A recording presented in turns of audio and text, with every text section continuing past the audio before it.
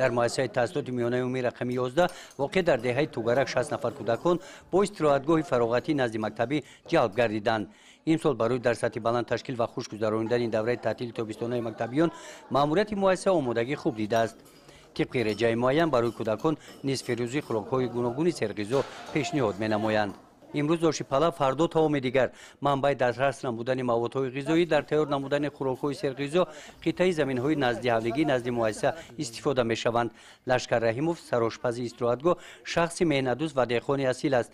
در این زمین این محصولات برای خوراک کودکان با مهنت او پرورش یافتند. مساحت 45 سوتیق زمین نزد حملگی مکتب را انا همین گونه لشکر با توصیه دیرکتور مکتب ثمراناک استفاده کرده است. همشو پامیدور فلفل بلغاری در اونجا کابیچوک همین در 12 روز کمی لگری صورتی خانگو نکو اما سامو استفاده می‌بریم خود کمی تیمخی. شما ای بزرگ نمی‌خرید؟ نه بزرگ نمی‌خریم. به قدر روغن ای بزرگ می‌خریم. هم کاشکاری که می‌خریم. دیگه شما حسابی می‌چیه. باغ نزد حملگی مؤسسه این شب و روز هم سبز است. اینجا نوهای گوناگون درختان میوه‌دهنده پرورش یافتند. قسمت زیادی آن را درختان زردآلو تشکیل داده است. میوه‌های باغ پخته رسیدند. ماموریت مؤسسه از آلو و زردآلو برای کودکان اکنون شربت‌های تشنه‌شکن را هم پیشنهاد می‌نمایند. یعنی زردآلو خیلی اولشبانه کماسای گوگو میتیم چون خیلی کمتر که گوگو اولشبانه کمیتیم کمبود کلا.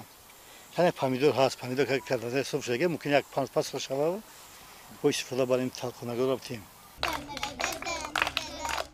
در استراحتگاه‌های نزد مکتبی برگزاری هر گونه بازی‌های ورزشی ششکه و شامات در یک طرف برای شاگردان کتابدوست تشکیل نمودن محفل‌های کتابدوستان از روی نقشه معین برآمده شدند.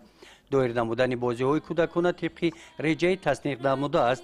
مثل این استراحتگاه فعالیت استراحتگاه‌های نزد مکتبی در ناحیه واسه در 3 دوره برآمده شده هر دوره 16 روز ادامه می‌یابند.